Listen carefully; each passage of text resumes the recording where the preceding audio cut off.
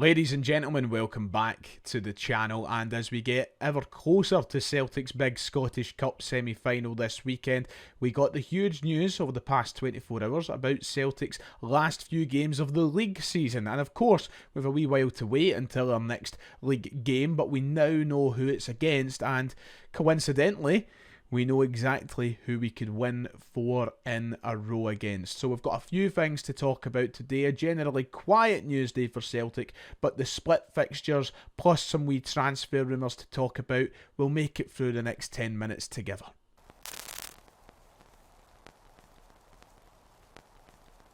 If you haven't already, please make sure to hit like and subscribe. It would be much appreciated. We're about to cross the 49,000 subscriber mark, which means we're only 1,000 subscribers away from the big 50k. Let's try and get there before the end of the season. Go down below. Both those buttons are absolutely free.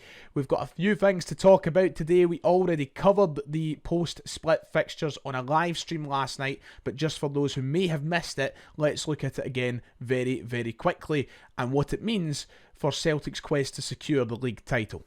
So it was confirmed by the SPFL last night that this would be the run of fixtures for Celtic between now and the end of the season. Once the Scottish Cup semi-final is over and done with, we return to league action on that final stretch where we have a difficult run-in, but a run-in in which we secure our 4th Premiership title in a row, and it could be done as early as our next game, and that next game is Tannadice, Dundee United versus Celtic on the 26th of April, early Saturday kickoff on Sky Sports. Celtic could find themselves champions of Scotland once more. We sadly missed out on the opportunity to do it in front of home supporters this year, so Tannadice will have to do. Lucky for those who will land away tickets for that fixture. Tannadice, a place we've won the league a few times in recent years, so it's one we're used to.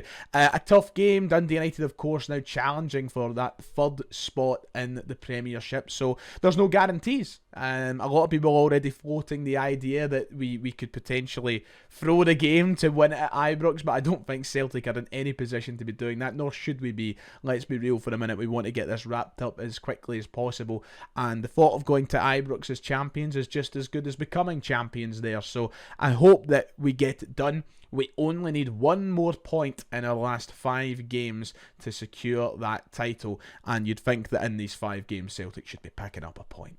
So we've already mentioned Dundee United. The derby game at Ibrox will be on May the 4th with a 12 o'clock kickoff.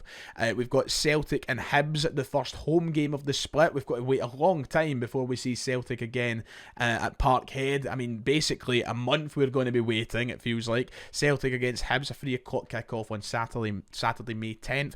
Aberdeen and Celtic will be the last midweek game of the season on Wednesday, May the 14th. And then finally, Trophy Day this year will be on Saturday, May 17th with a 12:30 kickoff at Celtic Park against top half St Mirren, the side who of course secured their place in the top half last weekend in dramatic fashion. So there is your run-in of games that Celtic should be winning and getting the job done. But of course the usual questions are all coming up. Should Celtic lie down to Dundee United at Tannadice? Will Rangers give us a guard of honour at Ibrox? They're all silly questions. They're all just stupid questions, and I'm not even going to entertain them. No, Rangers won't give us a guard of honour. There's no point in getting into that whole debacle. I would be stunned if Barry Ferguson is up for getting his boys to line up for a guard of honour at Ibrox. There would be riots. So there's no point, and I don't get why people get offended over it either. I certainly wouldn't want to give Rangers a guard of honour at Celtic Park if they won the league. So I'm just going to be bluntly honest about that, and I just don't see why people get worked up about it. And the whole thing about lying down at Dundee United so we could win the league at Ibrox. Here, listen, we're on course to losing to Rangers 3 times in one league season while still becoming champions. We're in no position to think about guaranteed wins at Ibrox. So no, I want the job done. I want us to go to Tannadice and win. Ultimately, I want us to take 15 out of 15 points and win the league with as much points as possible, winning it with the biggest gap between us and Rangers as possible. I don't want to throw games or care about anything like that. No, let's just go and get the title won. Let's celebrate in fashion, and Trophy Day will be a special one this year as we win 4 in a row. Just think about that, how lucky we are to be watching Celtic win 4 in a row for the 2nd time in the last 10-15 years. You know, some Celtic fans would have killed for that frequency of 4 in a row. And here we are living through it. Celtic have already been linked with a number of different players heading into this summer transfer window. Players of all ages, of all experience levels, of all leagues. It feels like we're hearing about different players every day at this rate. Some of them a little bit more realistic than others. And today that trend continues because Celtic have been linked with a Premier League youngster who apparently Celtic are very keen on. And it's not just Celtic. We may face competition from across the city rivals, Rangers. Now, I don't know how much to take in this one. We're going to go through it in a minute. I'm not necessarily that bothered, but it's another one to talk about as we get closer to that summer transfer window. Journalist Pete O'Rourke is reporting that Celtic and Rangers have joined the race to sign Crystal Palace England youth international Jesse Derry. Derry has turned down a pro deal at Palace and could leave for a compensation fee this summer. So he's rejected a contract from Crystal Palace. I believe that happened in February from what I have read.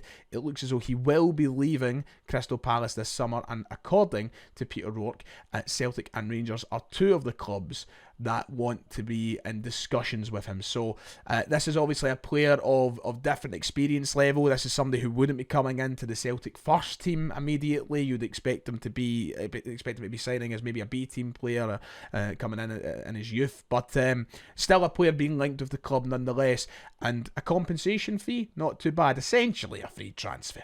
The young lad's been doing well at the under-18s Premier League level for Crystal Palace, scoring 20 goals and assisting 5 this season. He is attracting interest from clubs as big as Chelsea and Tottenham Hotspur as well. So it's not going to be easy to sign the highly rated youngster, but apparently we are interested. A number of clubs in there, including Rangers.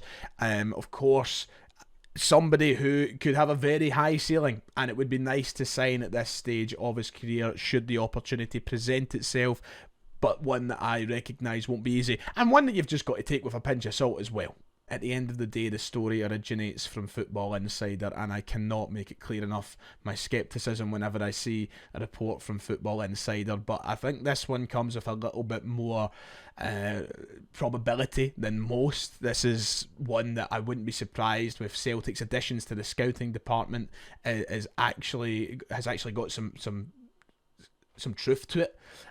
We heard about the appointments that we've made and the connections down south recently in the Celtic scouting department, so this one would add up if the case. I'm not saying that means Celtic are going to go and sign the young lad, but I think that we will be looking at him. So we'll see where this one goes. We'll see if anything happens, but with a lot of stiff competition, including the likes of Chelsea, I wouldn't hang my hat on it. Now, as I said at the start of the video, it's a generally quiet day in terms of Celtic news, not much happening, but one of the wee stories we're going to talk about to finish up today is in relation to the manager, in relation to Brendan Rodgers, because a lot of conversation has taken place over this past week or so about his contract moving forward and if he'll put pen to paper on a new deal this summer. Of course, Brendan Rodgers enters the last year of his 3-year deal he signed with the club, and big questions remain over the fact of will he sign a new deal, and I hope he does, of course I do, but there's one guy who you'd think would maybe have a bit of a insider knowledge to this, and it's the very reliable Stephen McGowan. However, he appeared on a podcast recently and said, well, even he doesn't have any inside knowledge as to whether or not Brendan Rodgers will sign a new deal. He remains cautious. This was his exact words on said podcast. He said, I think if anybody pretends to know they have the answers to that, they would be kidding themselves. There's only one man who can answer that question, and maybe he doesn't know himself yet. Maybe he's still debating and swittering in his own mind. I don't think it's out of the question. I mean, I speak to colleagues who are convinced that he's off scale, that he'll go next summer. Let's be honest, that will be 5.5 years by that point at one club. That's quite a long time, quite a long shelf life for a Celtic manager.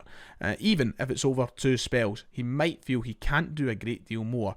Only he can answer that. So Stephen McGowan approaching the point with a great sense of caution and with a lot just being realistic. I mean, he doesn't say anything wrong there. I, for one, would love Brendan Rodgers to stay at the club for the rest of my life, to be quite honest. I'm a huge Rodgers fan. I feel he's one of the best appointments we could make for the job here at Celtic, and I don't think there's many better managers out there than him. But there does come a time where a man and a club outgrow each other and it's time to freshen things up, and who knows, maybe Brendan Rodgers will feel that by the summer of 2020. 2026, depending on what happens next year. We really do need to be on the precipice of something special in Europe next year, I think, for Brendan Rodgers to make that big decision. But I think there'll be a lot of Celtic fans who want an answer sooner, who want to know sooner if Brendan Rodgers will be here going into the 26-27 campaign. But only time will tell. And it's something I don't think we need to necessarily stress about too much right now. We should still be backing him in the summer. We should be giving him all the reason to put pen to paper on a new deal. And as long as the club do that, I remain confident he will. Even if it's a 1-year extension, even if it's a 1-year rolling contract, I think if Rodgers gets the vibe that the board want to take this club forward, then he'll want to move forward with that vision. So we'll just see what happens when the time comes. Right, that does it for today. If you have enjoyed, please make sure to go down below, hit like and subscribe. It would be much appreciated. We'll be back tomorrow on the channel to discuss whatever's going on, if anything. But until then, please take care of yourselves, and I'll see you all next time.